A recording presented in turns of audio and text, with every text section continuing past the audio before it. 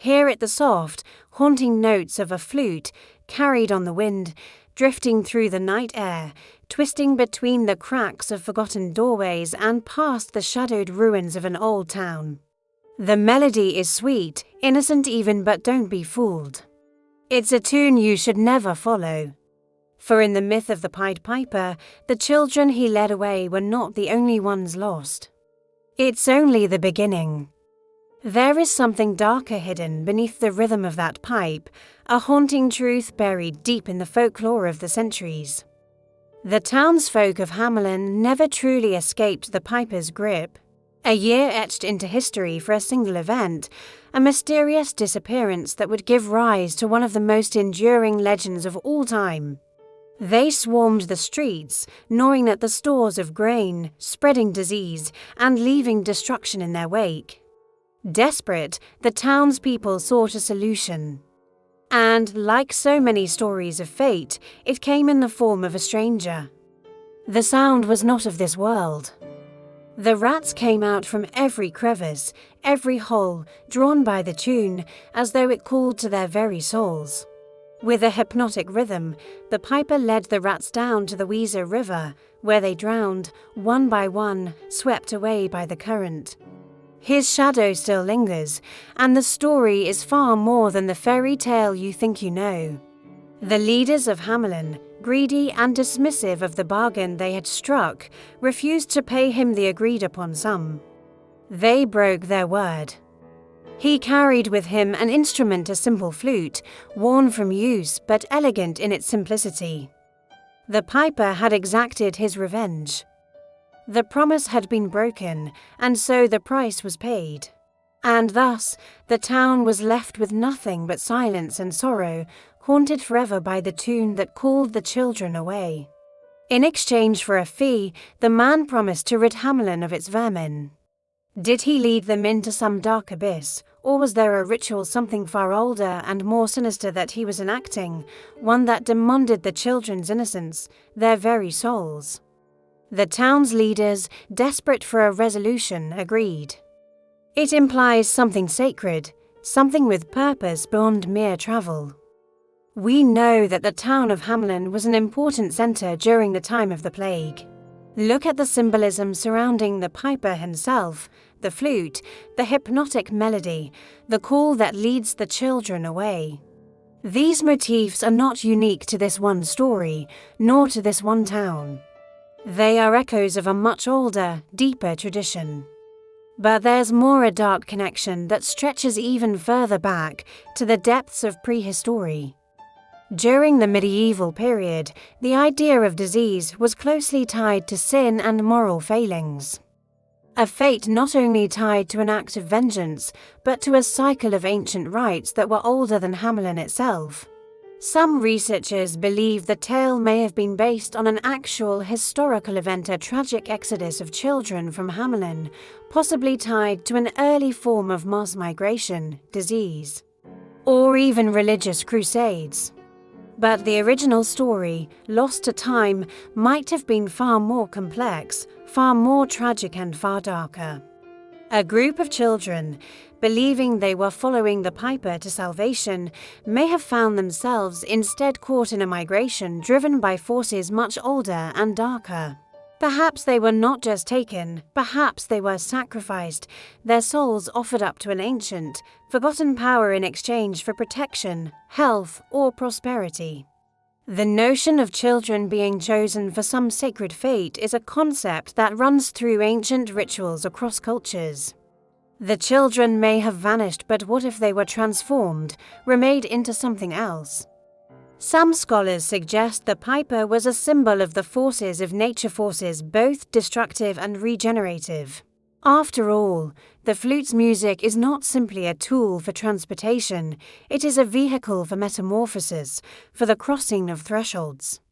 The sacrifice of the innocent is a theme that reaches back to the dawn of civilization, when the gods were believed to demand such offerings to ensure the balance of life and death. In cultures around the world, the sound of wind instruments, from the ancient pan flute to the shrill pipes of the Celtic tradition, has been linked to the spirits of the dead.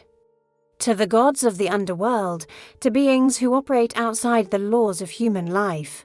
The flute, in this sense, is a tool of transition, a passage between the realms of the living and the dead.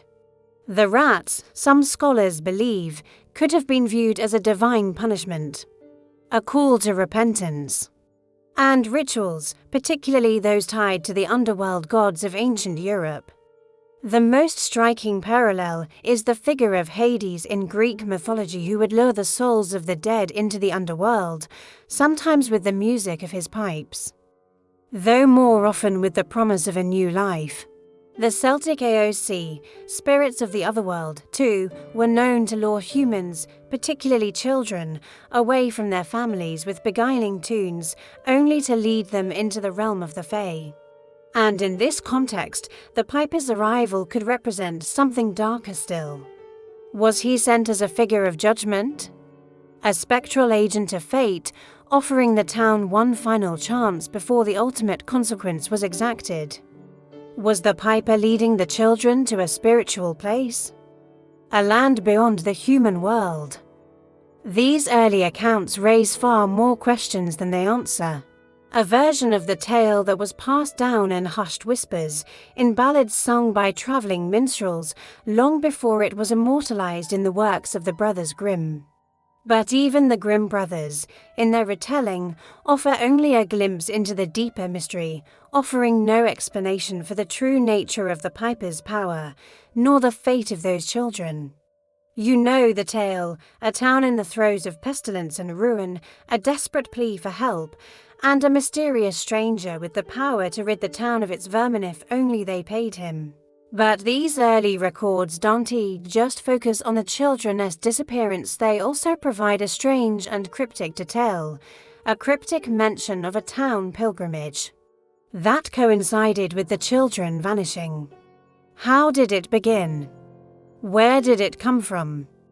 The version you know, the one of rats and lost children, was not always the story told. He played his flute again, but this time it was not the rats who answered his call.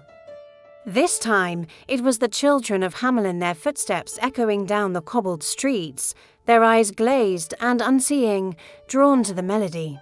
One by one they followed him out of the town and up into the mountains. Some reports say the children were never seen again. Others whisper that they disappeared into a cave, never to return. The citizens break their promise, and so the piper takes his revenge by leading away the children, vanishing into the hills with them, and leaving a town forever haunted by what was taken. But that tale you know?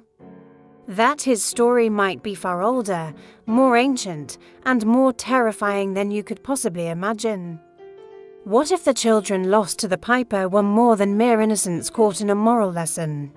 He alone lived to tell the tale. But the rest, the children, gone, vanished. And what if their disappearance echoes a forgotten ritual, the kind of ritual that dates back not to the Middle Ages, but to the very dawn of civilization itself? What if I told you that the piper, this pipe-wielding figure, was not a mere mythic trickster, nor even a symbol of plague? It's a story of a legend whose roots stretch back through the darkest recesses of time, carrying with it the weight of forgotten gods and ancient rites. So take a breath. The flute plays on, and what follows will make you think twice the next time you hear its call. This is a story of music, madness, and the perilous power of promises made and broken. Let's begin where most tales like this begin, in the town of Hamelin, on the edge of the Hesse Mountains in Germany, in the year 1284. The town was in trouble.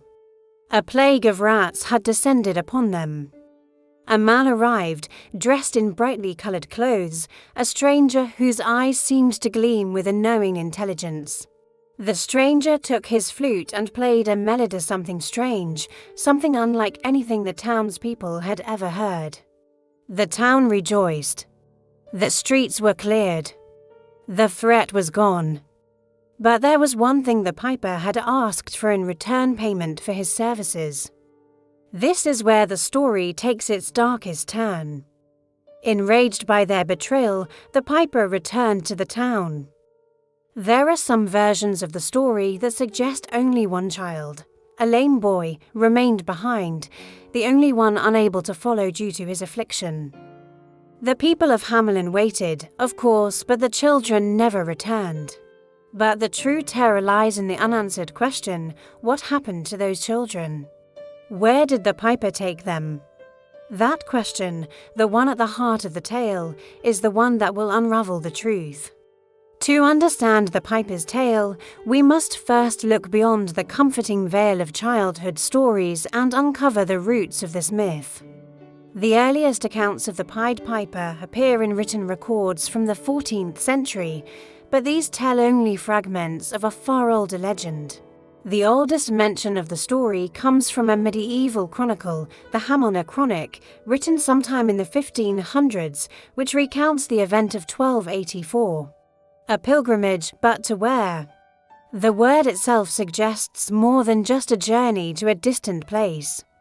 The lack of clarity in the historical record opens up an entire realm of speculation.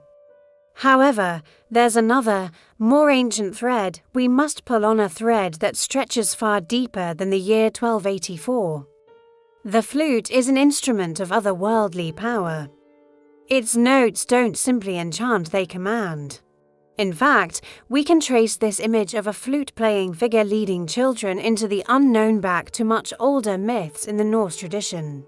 The Valkyries goddesses who chose the worthy dead to join Odin in Valhalla are also associated with songs and music that would guide fallen warriors to their final destination.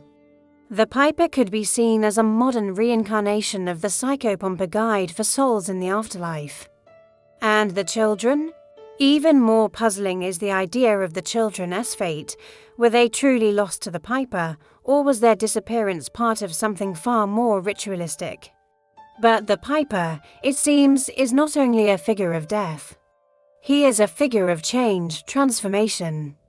What is clear is that, through the years, the tale has been molded by those who told it. Let us continue and look deeper still into the forgotten meanings behind this legend.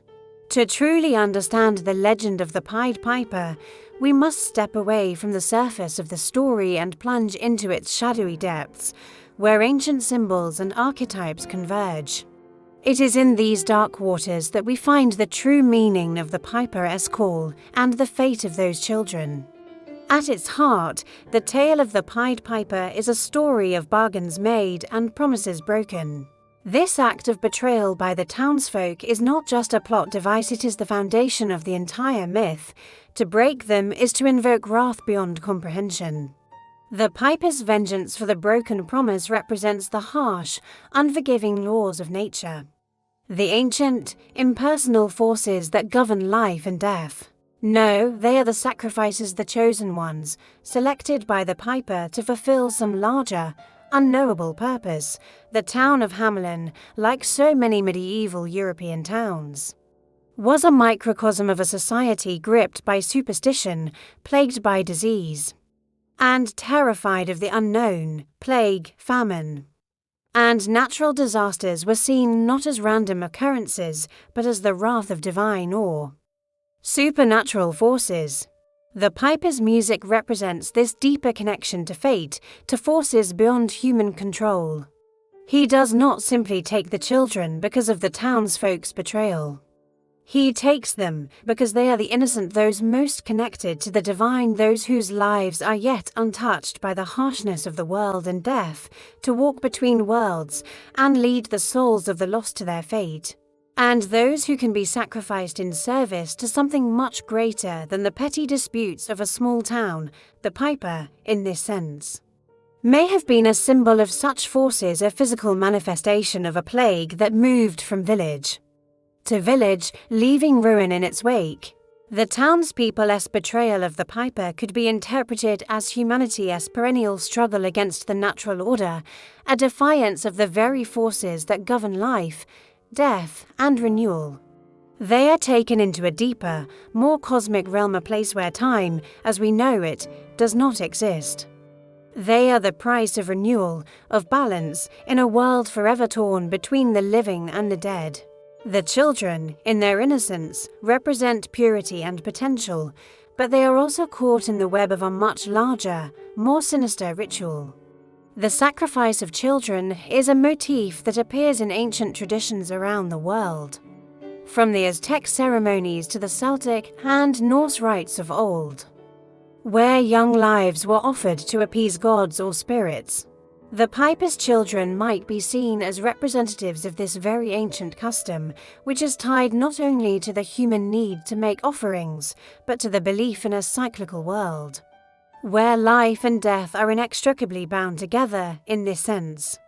The piper is not simply a figure of revenge, but a manifestation of an eternal, cosmic balance.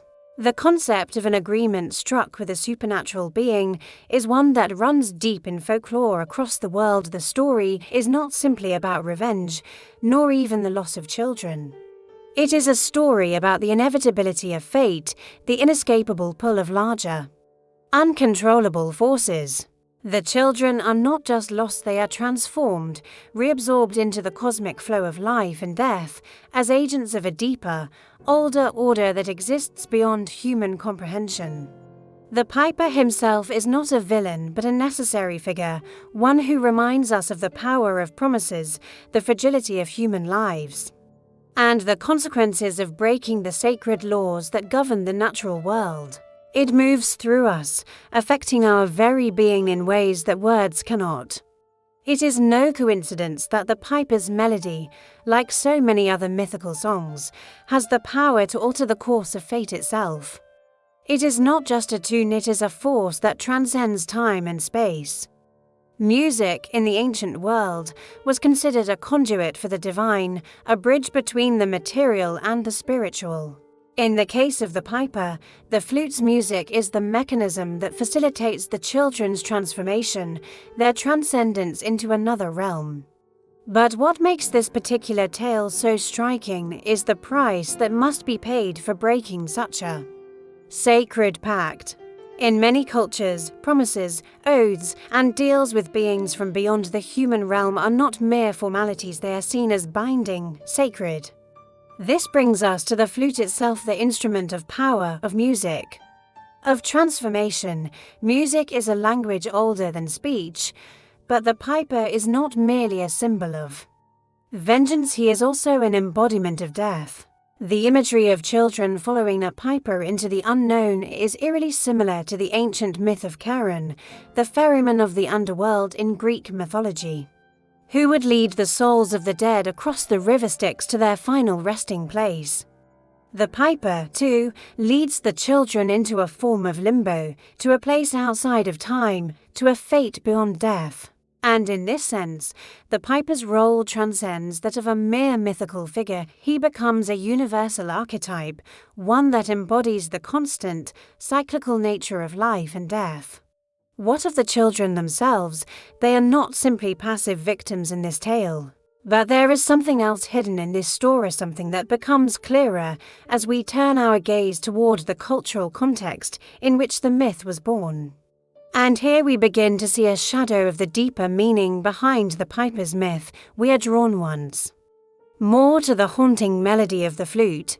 What if, then, the piper's disappearance with the children is not an act of punishment at all but a sacred rite, one designed to ensure balance, to keep the forces of chaos in check?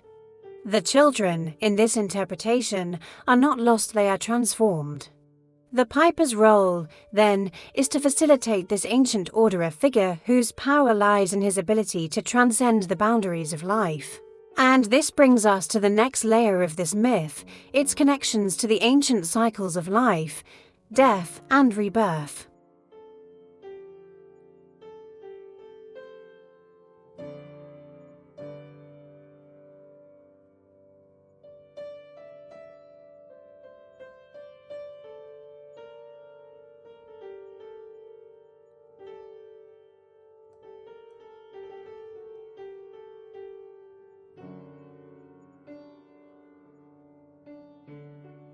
It is a concept that has existed since the dawn of civilization.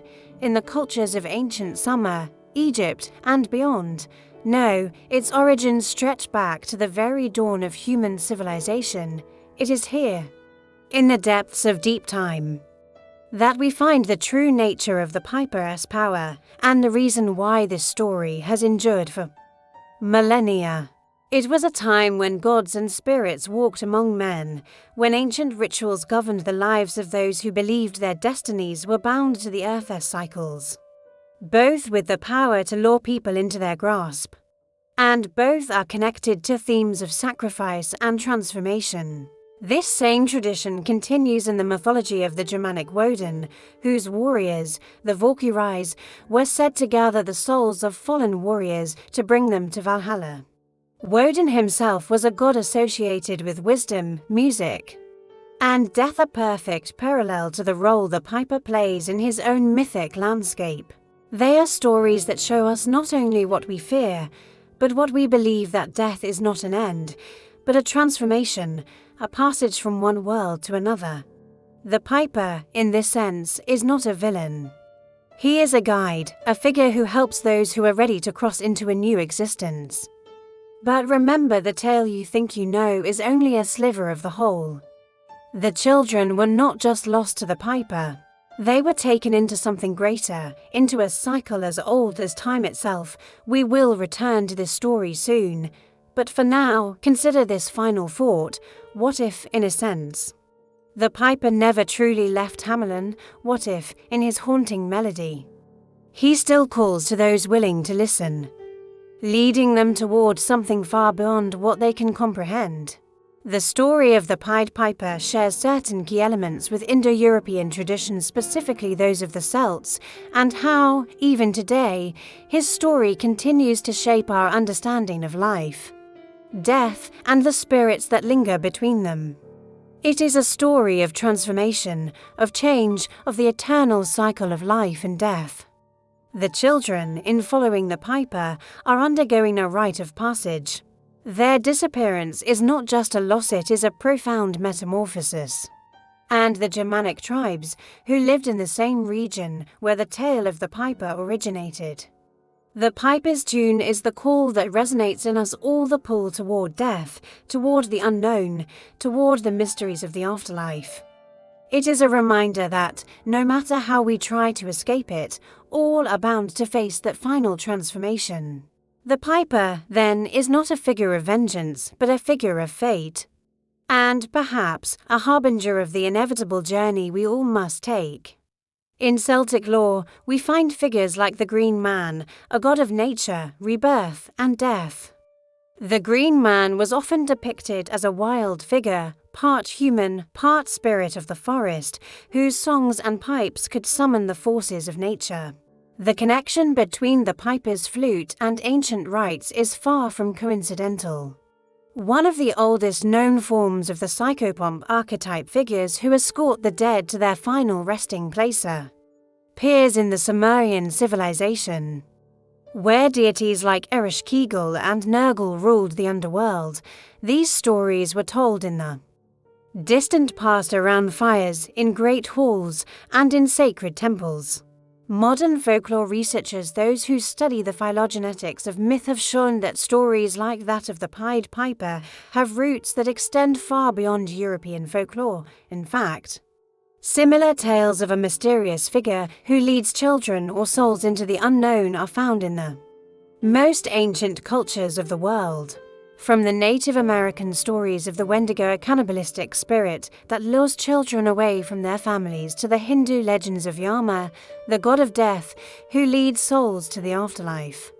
We see a repeating pattern, a figure of transformation who operates between life and death, leading the vulnerable to a fate unknown. They were the foundation of ancient rites, the blueprint for the symbolic language of life and death, of balance and transformation. These gods were believed to have the power to guide souls into the afterlife. But just as the piper's flute calls to children, so too did the music of these ancient gods lead the souls of the departed across the river of death to the next world. The word pied, meaning multicolored, can be interpreted as a reference to the many layers of reality that this figure can move between. The piper, with his colourful attire, stands at the boundary between the mundane and the otherworldly, between life and death. His music calls out to those who are vulnerable, the children, untouched by the harshness of the world, and leads them into a fate unknown. In Sumerian myths, music was often used to communicate with gods and spirits. The Epic of Gilgamesh, for example, is filled with references to the power of song and music to transform reality. This same power was imbued in the flute, an ancient instrument that, in cultures worldwide, has been associated with life, death, and the transition between them. The idea that music could open doors to the divine, to the spirit world, and to the realm of death is an ancient belief that resonates through the ages. Even the name Pied Piper itself seems to echo this ancient symbolism. But let's push further back in time, to the Bronze Age. There are striking similarities between the Green Man-esque myth and the Piper-esque. Both are associated with the natural world. What we are witnessing is the survival of a core mythos, a tale that has evolved over millennia but carries with it the same motifs, the same rituals, the same sacred purpose. But the connection to deep time goes further still. These myths serve as a mirror to humanity's own fears, and they tap into something primal, something ancient. As we look at these ancient stories, we begin to see the universal pattern at the core of the Pied Piper myth. Perhaps the most chilling part of this tale is not the disappearance of the children, but the realization that their journey is one shared by all who walk through life. The piper's tune grows quieter as we draw near the end of this journey. Next time, we will delve deeper into the echoes of the piper's song. Stay with us. The melody fades, but it lingers in the air. The haunting, ethereal tune of the piper is not gone, nor is the story ever truly finished. It is an ancient myth, steeped in symbolism, linked to sacred rituals of life, death, and transformation. They are not mere victims, they are sacrifices, chosen for a purpose greater than themselves, drawn into the cosmic rhythm of the universe. Their disappearance is not an end, but a transformation, a passage into a realm that exists beyond human comprehension. The piper, in taking them, does not destroy them, he remakes them. In the next episode, we will dive deeper into the shadowed legacy of folklore, exploring the real-life figures who inspired the myths we cherish and the dark, forgotten rituals that still echo in our collective memory. The flute calls, and somewhere beyond the veil, the piper waits. Stay with us, for the tale of the piper is but one chapter in the endless book of ancient, cosmic stories that continue to shape our world. They become part of the eternal flow. Transcending the limitations of mortal life, the piper is not a villain in the traditional sense. Nor is he merely a figure of vengeance. The answer lies not in the story itself, but in the way we continue to interpret it, to shape it to our own fears, our own dreams, and our own understanding of the world. The piper's call is not just a tale from the past, it is a symbol of the human condition, of our eternal journey toward the unknown. He is a force of nature, a psychopomp who operates between worlds, guiding souls through the eternal cycle of existence. His flute, his music, is the thread that weaves the fabric of time itself, a reminder that life and death are not separate, but part of the same dance. His notes drift on the wind, echoing through the ages, and the children, those lost souls of Hamelin, are not forgotten. No, they are with us still in the stories we tell, in the myths we weave, and in the dark corners of our hearts, where the fear of the unknown always resides. What if, in the dark corners of the world, his music still calls to the innocent, to the lost, to those who are ready to follow? We may never know the full truth of what happened to those children, but we know one thing for certain: the piper's tune is a timeless one, and it plays for all of us whether we are willing to listen or not, as we've seen. The tale of the Pied Piper is not merely the stuff of childhood fables. The children, lost to him, are not lost in the way we typically understand. And yet, in the end, we are left with the question that haunts the town of Hamelin to this day: what happened to those children? So, as you listen to the faintest echo of a flute in the distance, ask yourself, what if the piper is still out there? The story, of course, does not end here. The music plays on.